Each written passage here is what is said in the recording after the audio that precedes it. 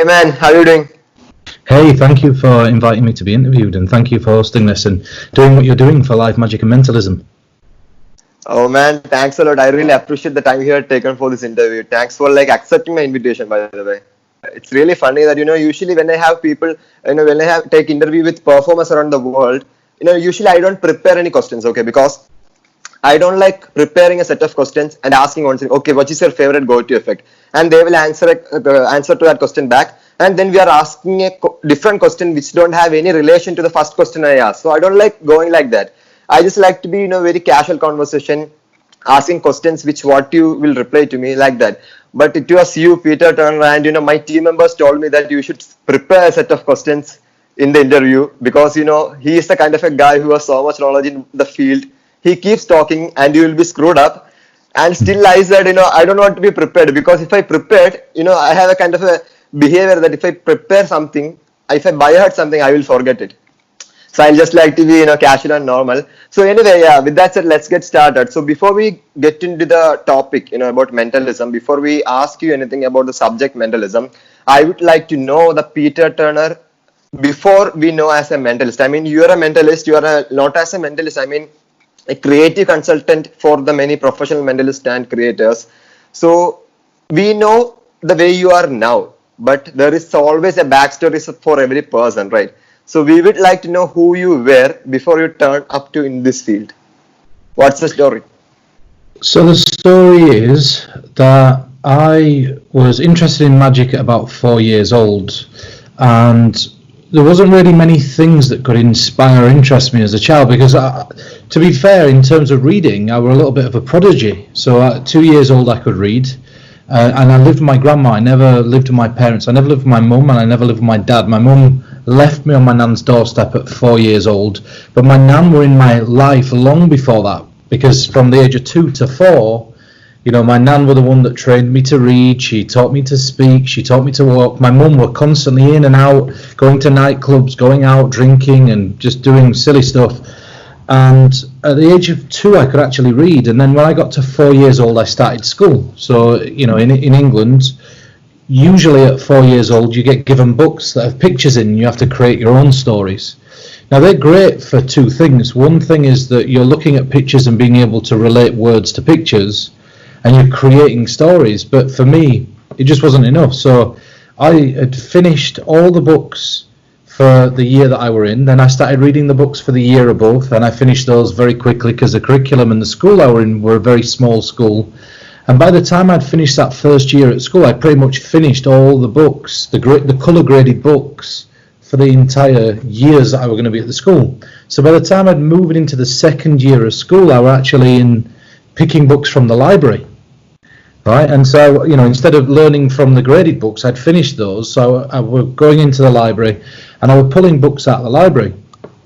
So I've always been an avid reader. I've always been somebody that reads a lot, and even now, if I get a spare 10-15 minutes, the first thing that I do, pick up a book, I open an article, and I read, because your brain, I've said this before, I can't remember where, a long time ago, your brain builds muscles almost, the neurological pathways that you can create, and you can build those by constant repetition of nurture.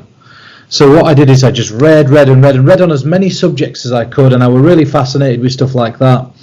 My backstory and my actual personal life is a little bit of a strange subject because, as I say, I grew up with my grandma, my nan, and her son, which is my uncle, lived in the same house. Now, if he had a bad day at work, he'd come home and he'd beat me up. That'd be it. And if he had a broken up with his girlfriend, he'd kick me to pieces and lock me in a cupboard under the stairs. And it was a really, really rough time. And the thing that I found sort of got me through a lot of that was reading books and sort of imagining stuff and creating stories in my own head. And now, one thing that I'm really thankful for is a lot of people would probably not be, very positive about that time in their life. And for me, I am, because what happened was it allowed me to allow my imagination to run away, because I wasn't having the life that I wanted physically inside my head.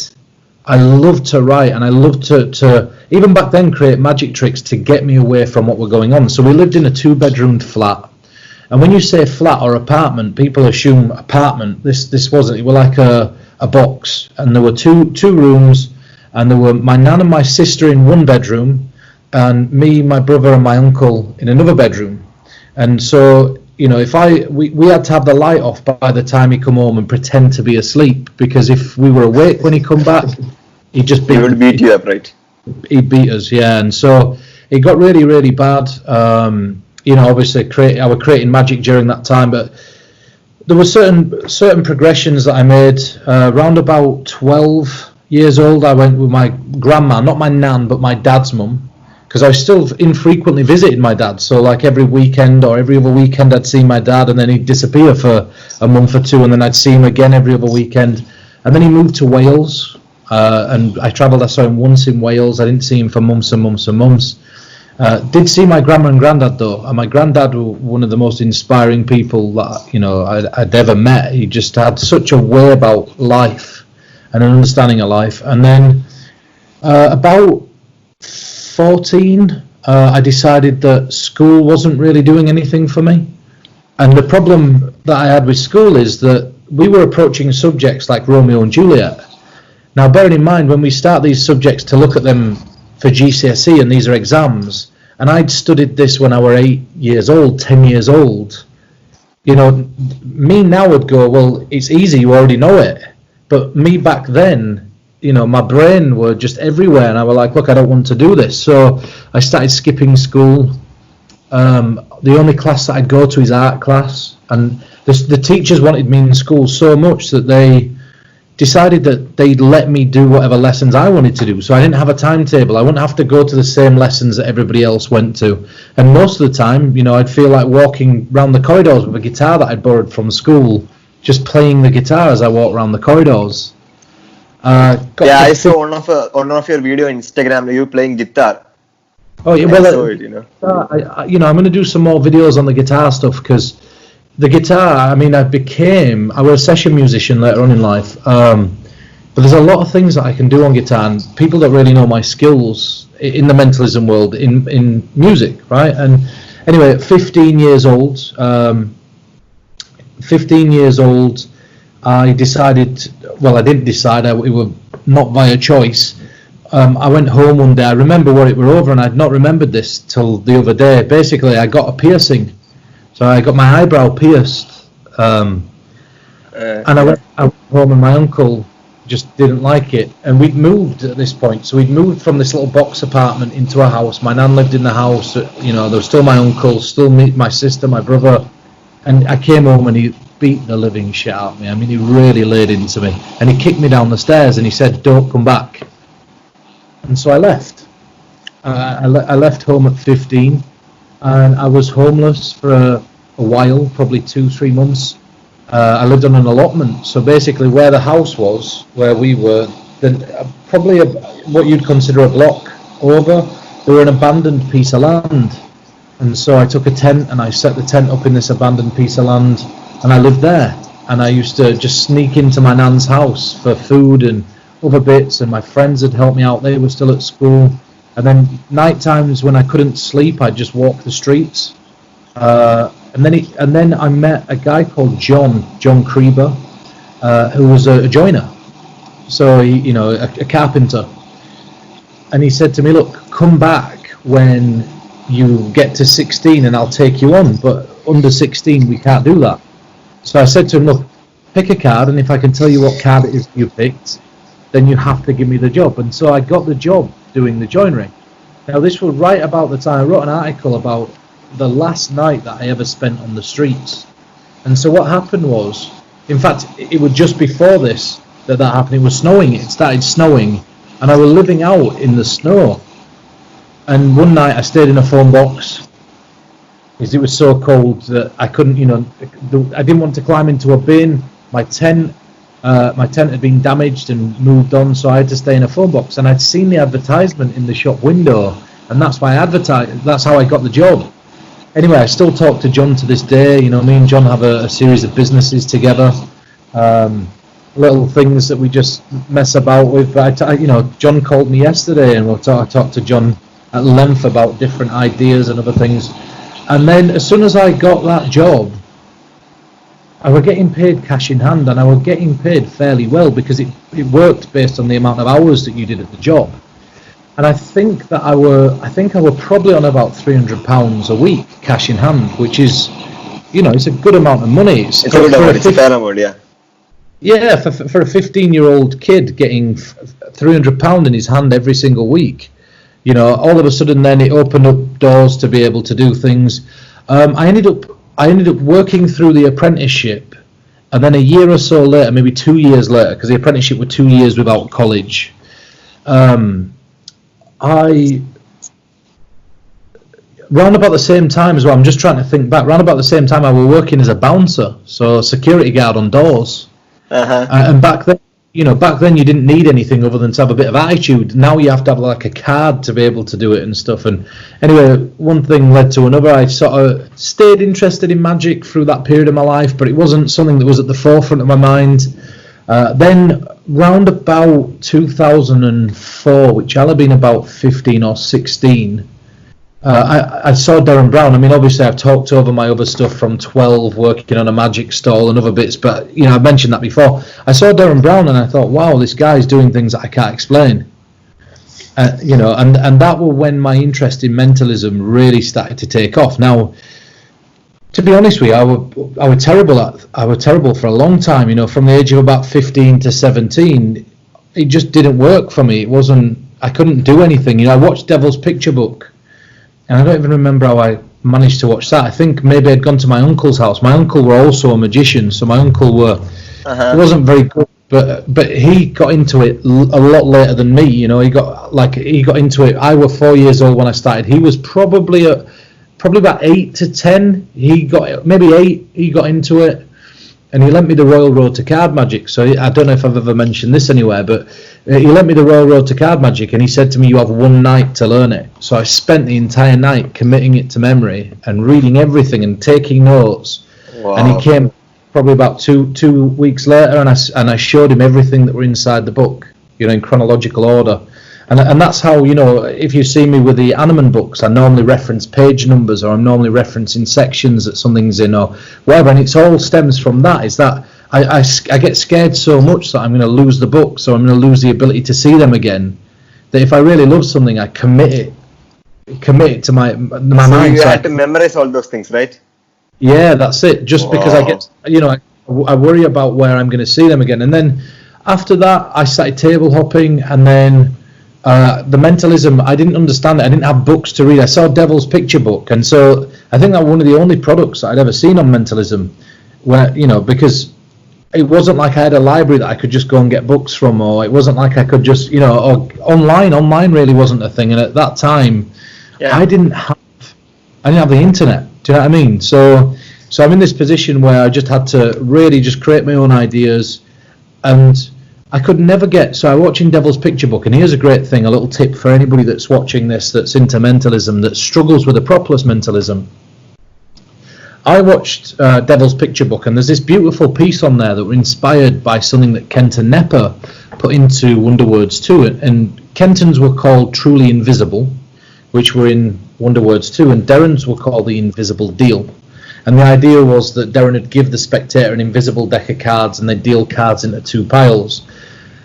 And I tried it, and I tried it, and I tried it, and I couldn't get it to work. I also tried the Three of Diamonds force, and I just couldn't get it to work. I tried the Jack of Clubs force, Jack of Spades, sorry. I couldn't get the Jack of Spades force to work. And I really sat at the time, and I never thought to myself, this doesn't work. This was the philosophy that I adapted in my head. I didn't think this doesn't work, or this isn't practical. Because I had nothing else to go on, I never understood anything else about mentalism. All I thought to myself is, this is me that's not making this work. And so I adapted the attitude of hitting it hard and practicing hard until I could get it to work, right? And then I started to become, introduced to books and everything else, and I started looking at it, and I realized at that point, wow, like this is so different to the way that I do mentalism, or I've trained myself to do mentalism. And when I read online, people saying, "Oh, propolis mentalism doesn't work," or propolis stuff.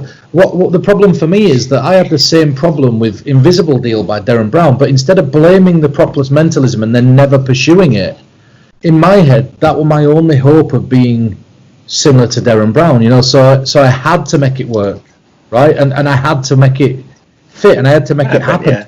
You know, that's what I did. And then, really interestingly, I'll tell you something that I've never really told anybody else.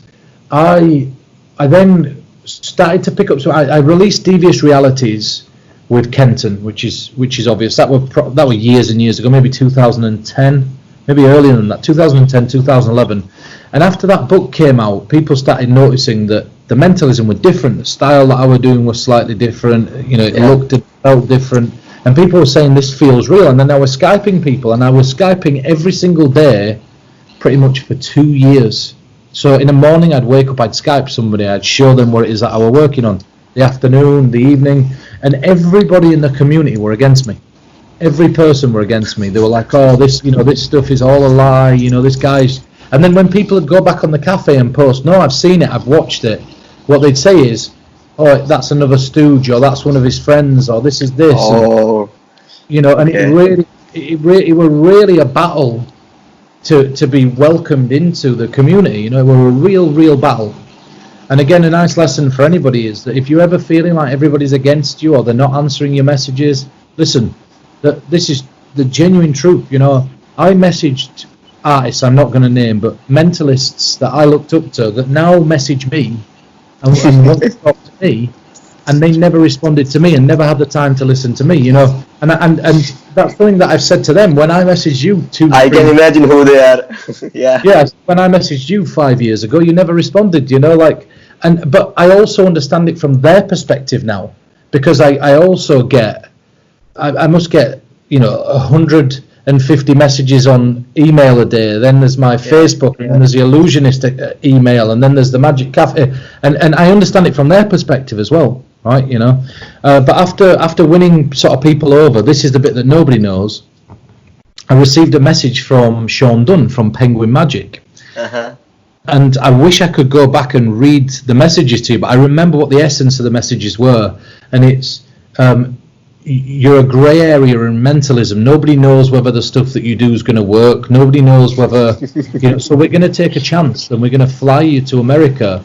But if this doesn't work, your career's over. And if it does, then your career's going to grow. And in my head, I knew straight away that the stuff worked. So I'm like, fly me to America, But it was the first time ever that I'd ever been paid to fly out of the country and actually...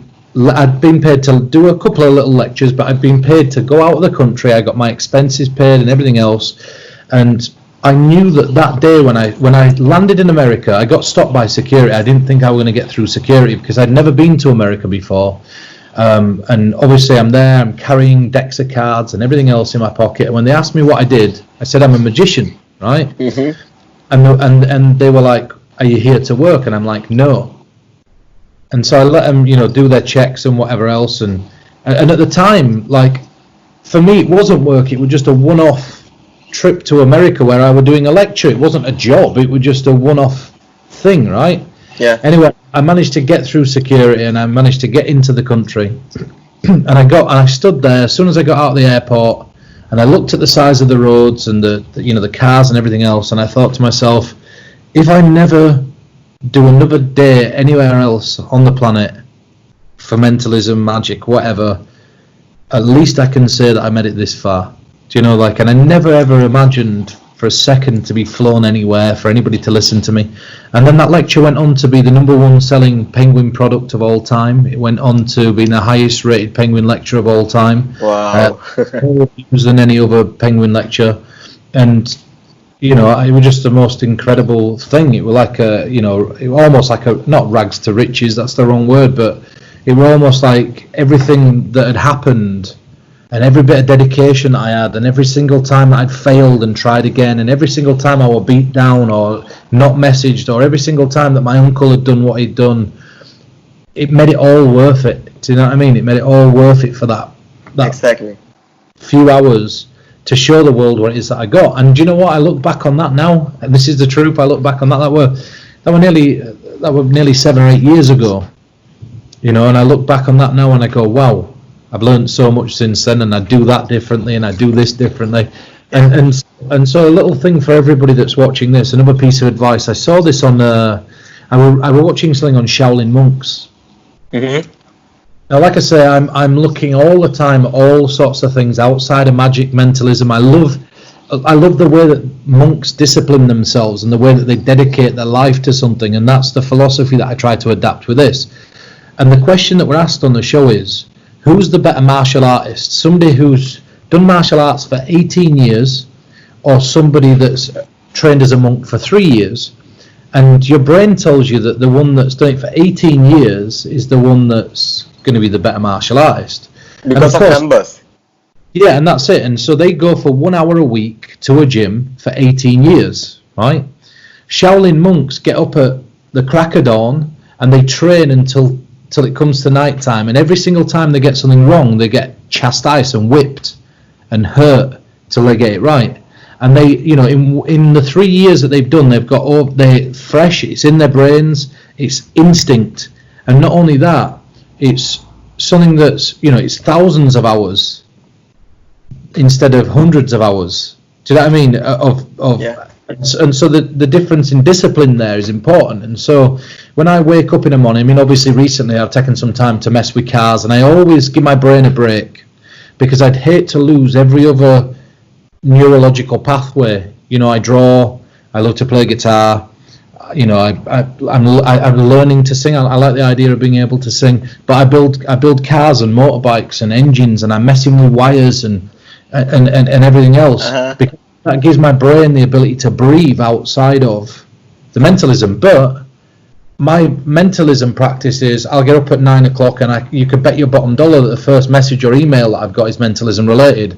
And I'm always seeing everything that comes out. I'm reading everything that comes out. I'm watching everything that comes out. Since signing with Illusionist, I've got access to pretty much an entire library of mentalism that I can, and people are sending me it. And even now, it's just crazy how many people I'm in contact with all the time. And so it's like the Shaolin monk, I'm training all day long and all night and everything else, and it's just a circle. So that leads you from then to now, and it tells you some of the stuff that's not been in other interviews, and it's shared with you some of the stuff that's not been in other interviews. If you want to ask me anything about that, you're more than welcome to. Yeah. So it's a really great thing. You're really finding time. You said that you do play music, guitar, you build like car, engine, bikes and all, but still you're getting time and managing the time to invest in mentalism field. That's really a great thing. And one of the things which I want to ask you is that, okay, I will ask about that in a few minutes. But before that, how you turned out to be the student of Kenton Knepper? Because I have heard that he himself said that he's proud to call you as a student. So how you managed to become a student? So I approached Kenton with a series of ideas. Now, this is the thing. It's a very different style of tutelage with Kenton to anybody else. Now, by student, what Kenton means is that there's a lot of things that Kenton's taught me that are not magic and mentalism related. So let me give you an example. When I like I said, I loved to write as a child, and I'd write long pages, and I'd stick the pages together and then draw drawings around the outside. And when I met Kenton, I'd not wrote anything for years. And writing is like riding a bike, right? So if I showed you some of the original emails that I sent Kenton, it were just long blocks of text with no commas, no full stops, no grammar, there were no punctuation. It was just bad. It were really, really bad. So Kenton took a year to teach me how to write.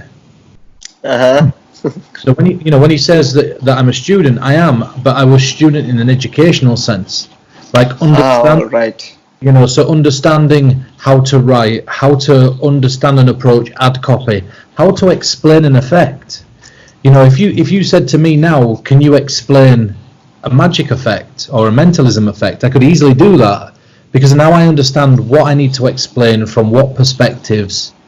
And so he taught me all that. Now, Kenton's one of those people that, he teaches people on different levels.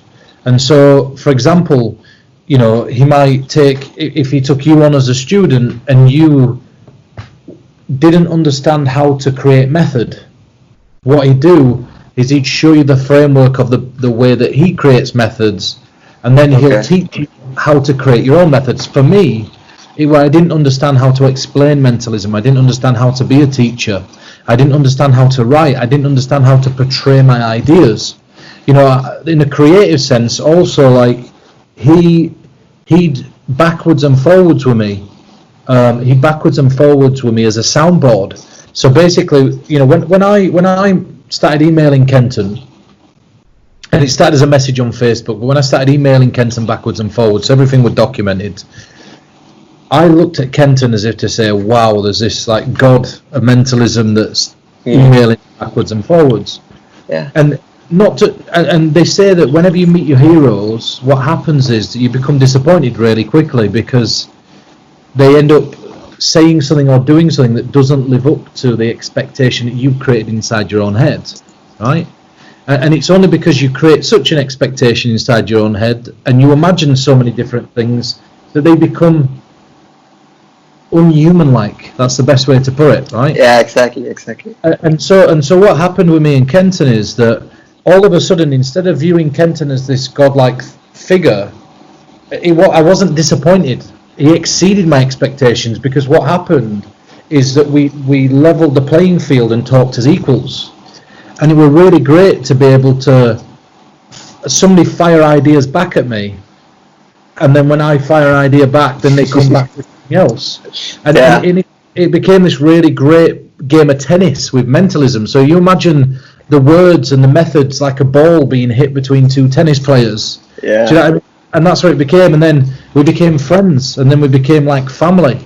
Like if I ever needed any advice on it, I could message him. But it all started with somebody releasing an idea, and I'm not going to name who, but somebody releasing an idea that were mine. So basically, this person, I'd sent them an idea in full form, and then when I sent this idea and then another idea, the thing that Kenton does is he gives you a little test. So he says, right, okay, here's your book. We need 7 effects. How many have you got? And you'll go, okay, I've got 4.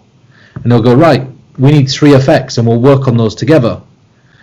And those 3 effects, like he'll not whip you, because that's the wrong word, but like a Shaolin monk would chastise a student. That's not good enough. This needs changing. This needs fixing. The wording's not right there. That's not an interesting enough plot. But he did this with somebody else. And they took 2 of my ideas that I'd wrote that would have appeared in my book before I met Kenton and just copied and pasted them and sent them to Kenton as their own. And they ended up in the book and they ended up being released. Now, bear in mind, it wasn't a case of being similar to, it was a case of copy and pasting. Being exact copy. Yeah, fixing the grammar and sending it, and it ended up in the book. So I sent Kenton a message saying they are mine, and I sent him the screenshots of the original conversation. And he sent me one back saying, I'm going to let you in on a secret. They were my favourite 2 effects out the entire book. Right? And he's like, what else do you have? And so I sent him some videos of things that I had. And he sent me a message back, and he'll tell you this. If you asked him, he'd tell you this. He said, yeah, he said they're great. He said, but he says, I'm not really into stooged effects. And I said, they're not stooged. And he said, what do you mean they're not stooged? I said, there's no stooging. Like, there's no stooging. And he's like, well, let me think about it.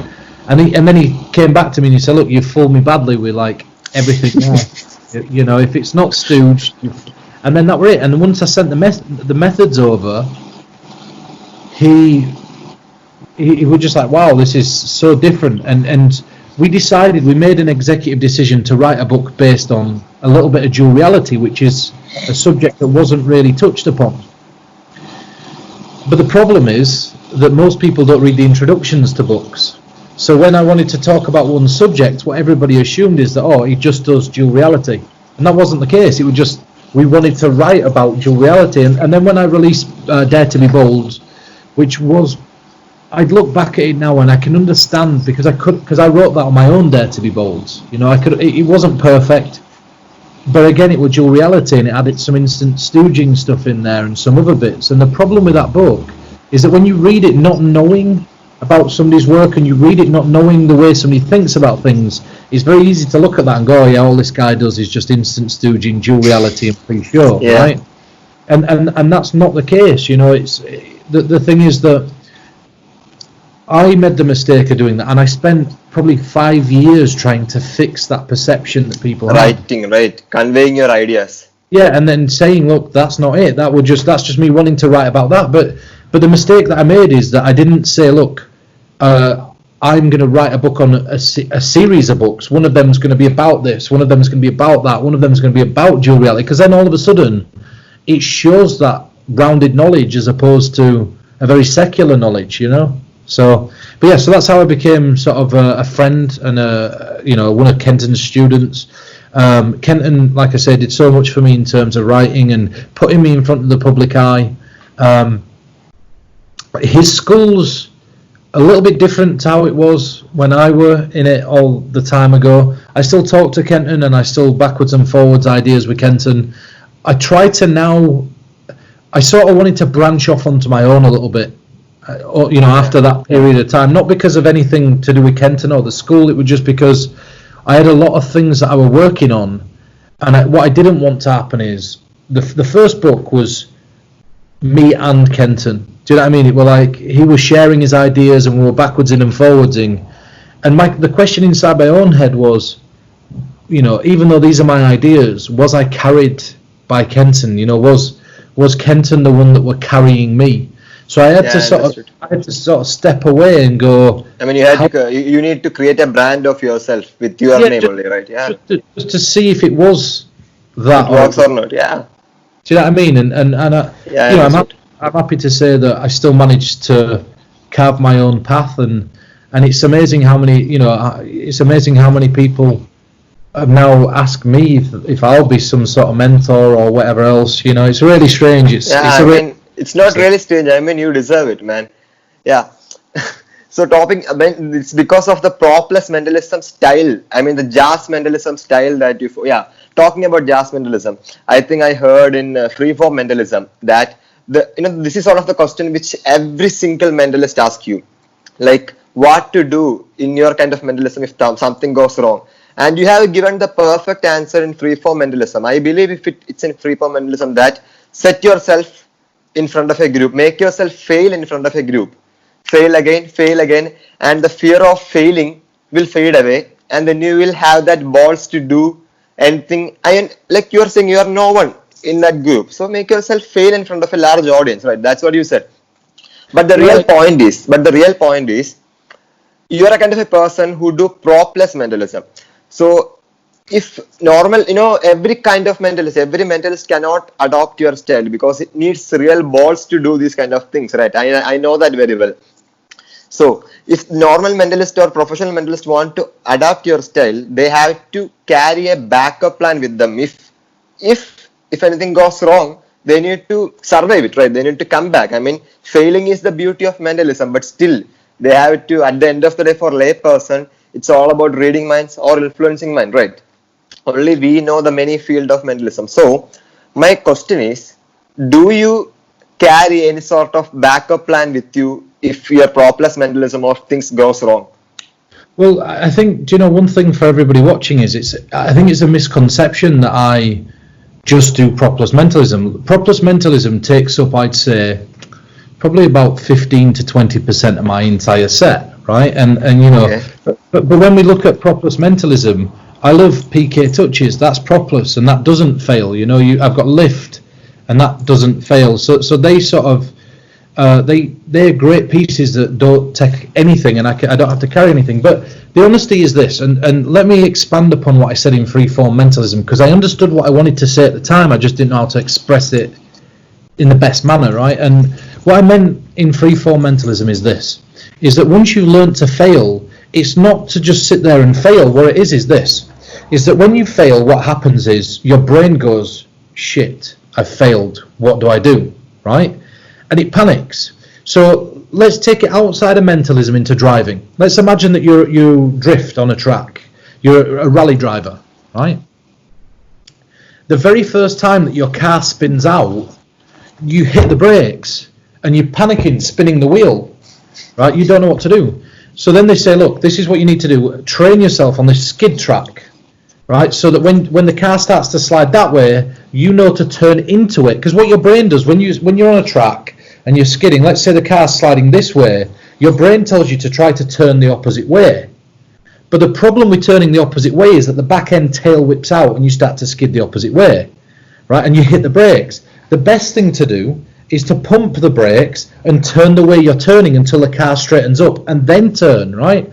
And it gets so embedded into your head that when you go around a corner, all of a sudden once the back end goes out, you're just casually sliding back round and you move off. Your brain doesn't freak out.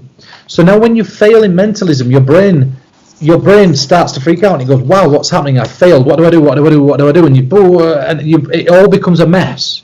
Whereas once you've experienced that and you've practiced for it, you remain really calm and your face doesn't say that you failed, right? Yeah.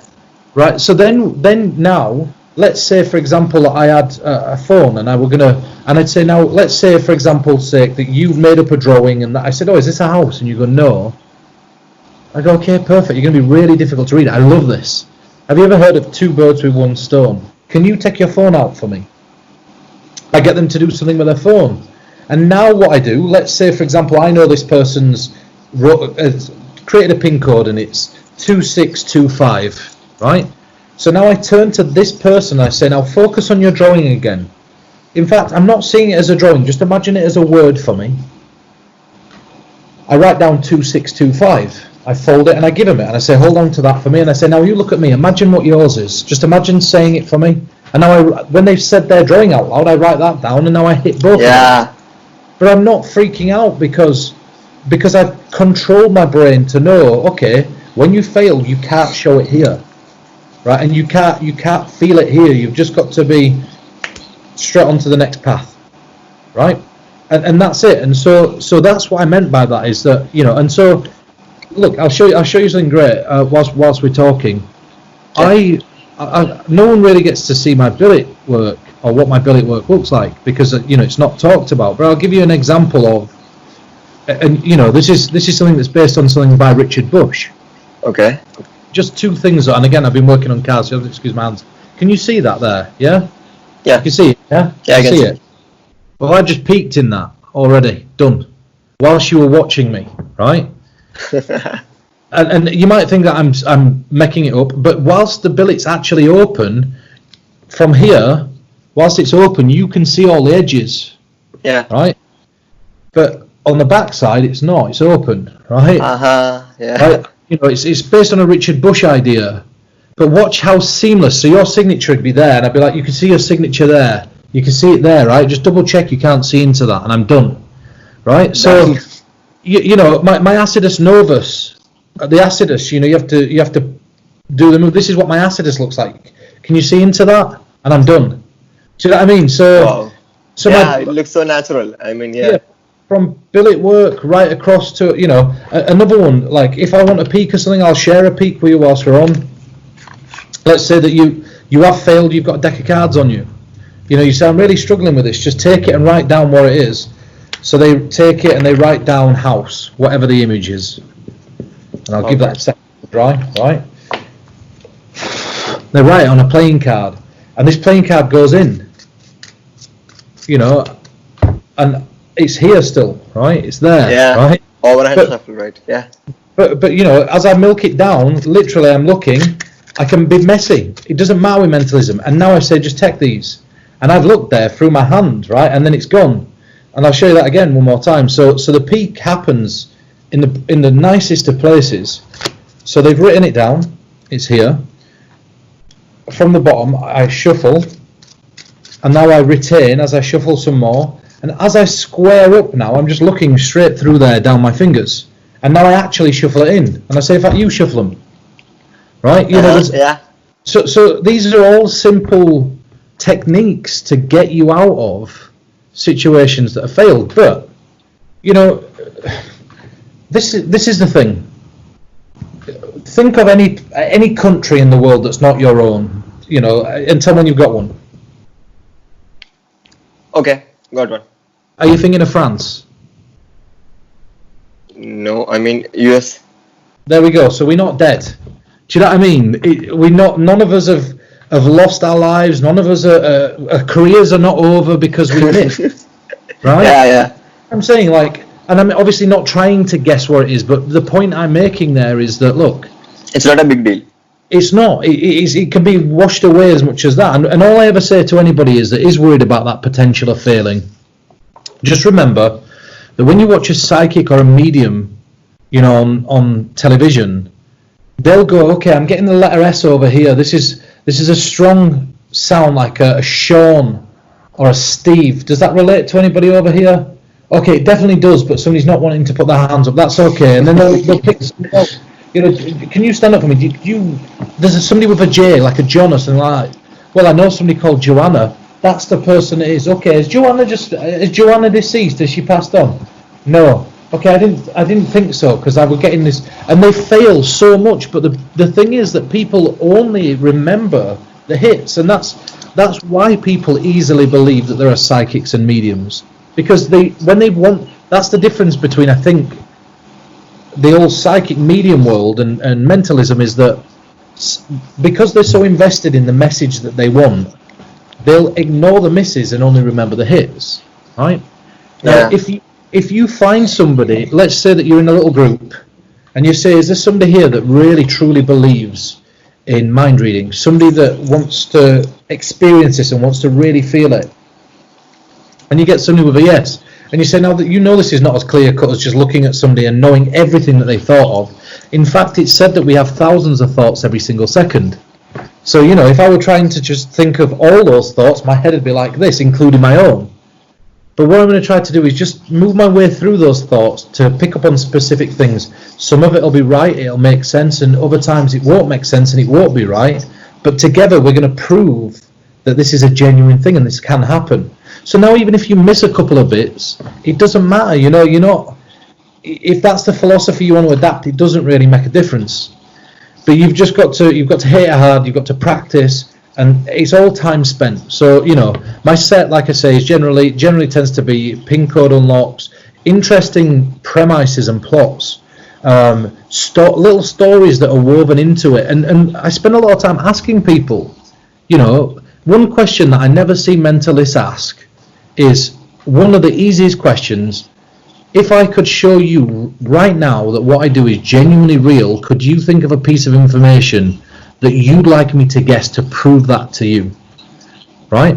Now, it doesn't matter what you do. If you guess that piece of information, whether they've written it down or not, well, that's the proof that they need. And nobody spends time asking questions like that. You know, what do I have to do to prove this is real to you? Could you think of that one thing that just say to you, this is genuine, this is genuinely real, right? And now hit that, and now when you're doing the propolis bit, I mean, imagine I said to you, and this is a good way to sort of run into the propolis stuff, you know, take this and write down that piece of information. So let's say that you wrote down Christine, just as a random example, right? So you've wrote down Christine, and I say, now I need to know how to get inside your head. So I need to know how you think. So this bit's just testing the water. And now I do a piece of propolis mentalism, right? And let's say that I wanted to hit the house. And I fail, and you say, oh, I thought of a boat. I'd say, okay, a boat. Interesting. Now, question, did you imagine this boat as a living boat, like a house, or did you imagine it as a working boat? Which was it? And then you'd answer, right? And now I go, I think I know everything I need to know about you to get what it is that you're thinking of. And now I'll just guess the piece of information they wrote down. Put it in the middle. Do you know what I mean? Yeah, so exactly. You're never failing. You're just using it as a gauge to know how they're thinking to finish about up. Personality and all, right? That's it. You know what I mean? And so that tends to be my thing. And my thing is that the propolis stuff I sprinkle across the top. Do you know what I mean? And it's good when you've got nothing. So, you know, let's say you had nothing. Let's say that you wanted to guess a date of birth, for example. I mean, I can show you. Do you? I mean, I don't know if you know this in English, but do you, outside of your own, do you know somebody else's date of birth and star sign that you could think of? Yeah. We'll play a game then. So I'll show you, right? I'll show you, for me, how I deal with this. Because invariably in the middle of this, there will be a miss, and I'll explain why afterwards. But now, obviously, right now, I don't know how you think. There's no way that I could. I don't know if you see things in terms of imagery or written word or numbers. So we have to humour my process. So we'll start with words. Just imagine. So sorry to interrupt. Just 1 second. Do I have to think of my zodiac sign or my friend's zodiac sign? You can think of your friends or whoever's you want. It's up to you, right? Just so you know, but make sure you know the date of birth and star sign. So if you don't know it, quickly take your phone, type that date of birth into Google, and type zodiac sign. And what it'll do is it'll come up that person's zodiac sign. All right. Right. But there's one thing that's very important here is, look, for everybody else that's watching this, you could see that it's being searched now. So there's no way that they can say that I pre-showed this. There's no way they can say I researched it. Because you didn't know. There is nothing happened. I mean, just know right now only I'm doing it. Yeah. Yeah. You didn't know it yourself, which is a great thing, because I always love these bits in interviews where people say to me, oh, well, he must have somehow found out, on the side. Yeah, got it. Okay, so we'll start with working out how you think. That's all this is, right? Okay. So this is going to be a little bit up and down, but just imagine the star sign written as a word in the air for me. All right. And just think of the exact amount of letters in this star sign's name. Okay. Now look at me. Okay. Just see it like Leo, really largely. Okay. Just look at. Now in your head, start to mix the letters up. Now the idea is that psychics pick up an information sometimes in the wrong order. So for example, if you were thinking of 86, they might pick up on 68. Now the idea in my head is, if you're mixing this up already, maybe we'll pick up on it in some sort of order that helps. There's an R in this, right? No. No, just look at me. Just keep saying it over and over, like Gemini, over and over and over again. Okay. See, when I first sat down, I instantly thought you were thinking of somebody born in February. And I'm glad I didn't rush. It's March, isn't it? Is it a Pisces in March? It's a March, yeah. Yeah, Pisces in March. Yeah. Yeah, good. Now look at me. Is there 1 or 2 digits in the date that this person were born? There is 1 digit. So just focus on that 1 digit written in the air for me. Just see it like... The alphabet, right? No, just imagine it written out like 8. So if it was 8, it'd be E-I-G-H-T. Just the one number. So for example, if the number was 8, it'd be E-I-G-H-T. Okay. Just go to the very first letter for me. Okay.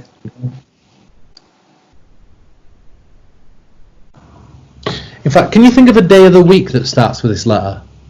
Day. Day of the week, yeah, that starts with this first letter. Okay.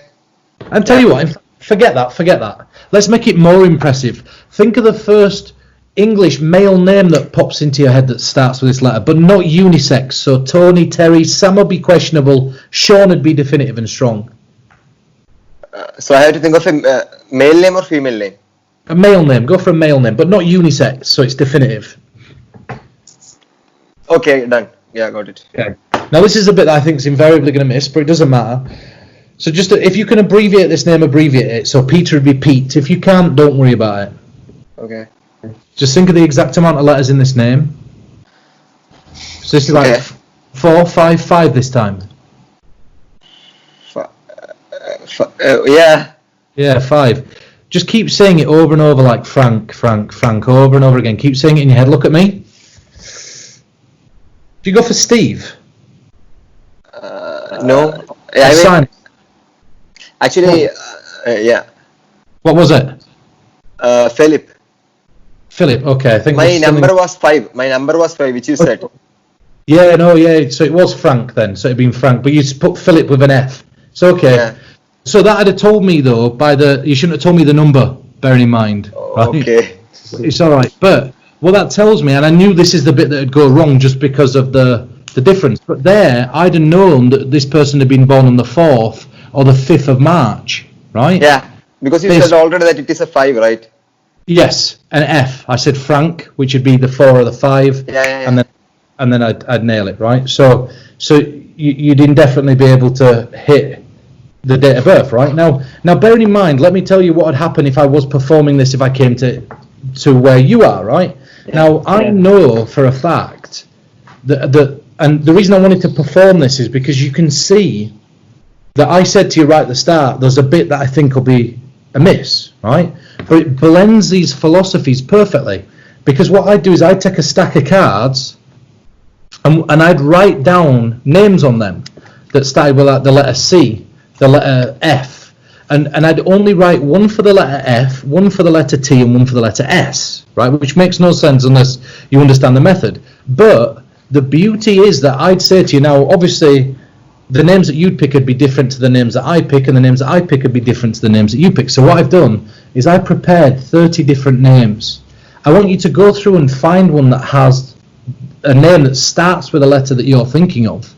So now I'm mixing the non-prop when I'm over there with the prop. So when you go through and take it out, and now you look at it, I can guess the name. So you show it and go, wow, he's guessed the name. But that now cues me to the number, and I can nail the date of birth, right? Which bridges the gap between the language or the demographic of names where you are to the names where I am, right?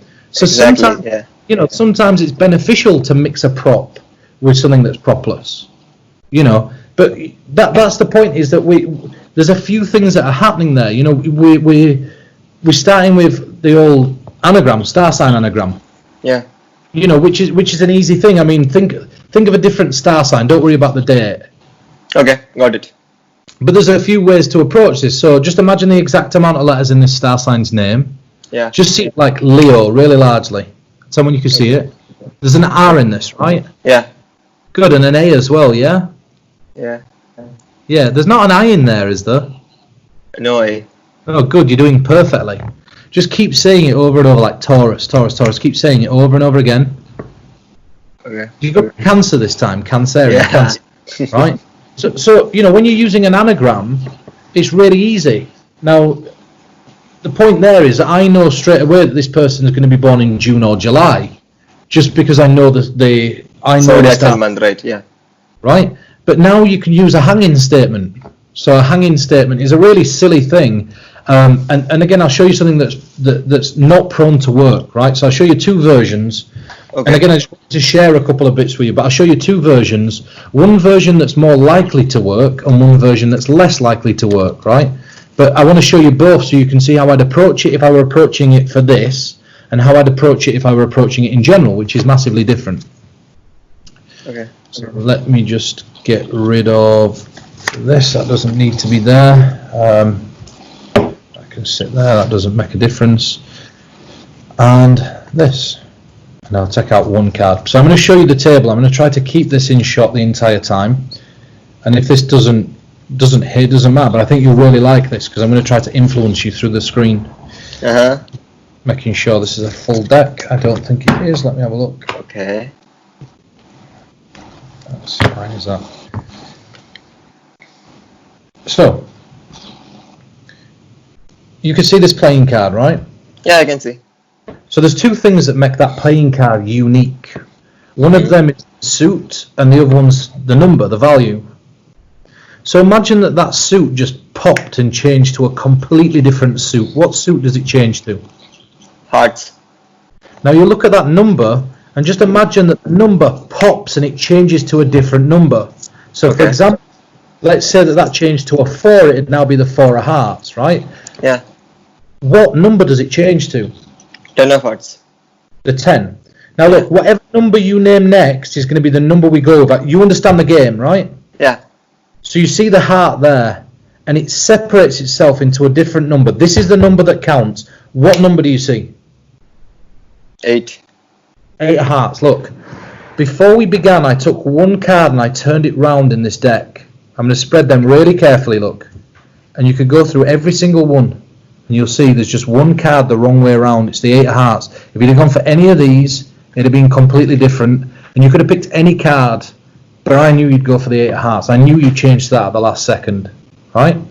So the idea is that's a way to do this, to make it seem like you're influencing somebody and make it seem and feel like you're putting an idea in somebody's head. But there's a couple of ways that you can do that, and another one's this. No, actually, can I ask one thing?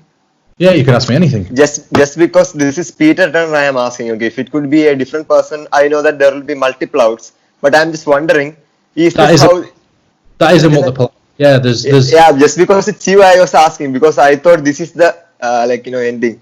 Do you know, I had the thing is, the 10 of hearts I had put in my pocket, right?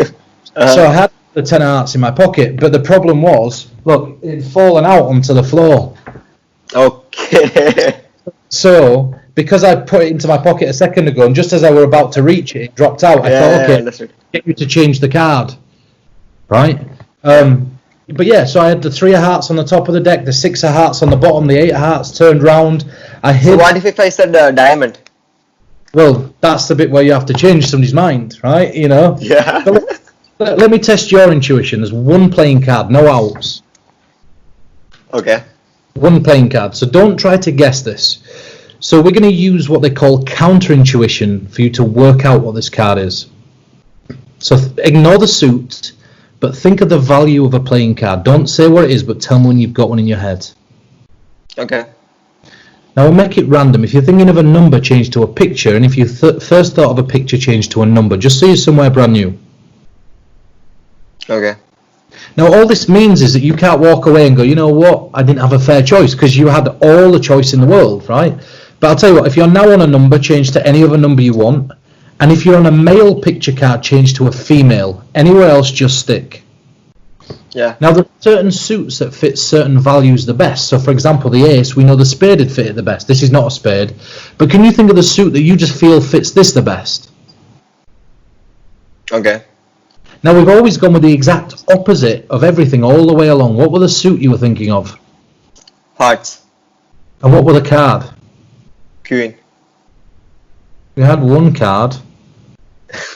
No.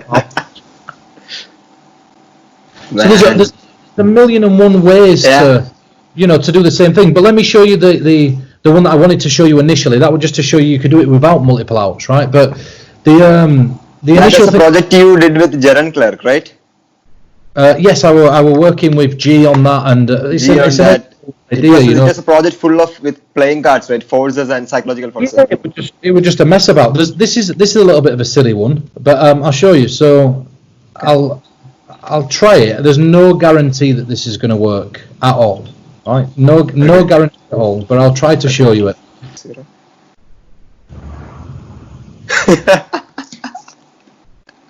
And I'm surrounded by nothing but this. This is all. I don't know if you can see all that, but it's all lush. You know, it's really nice. So you drive up, and the first thing that you think is top card. Have a look at it to yourself.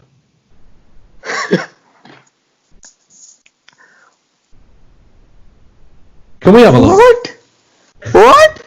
Oh, yes! Home run!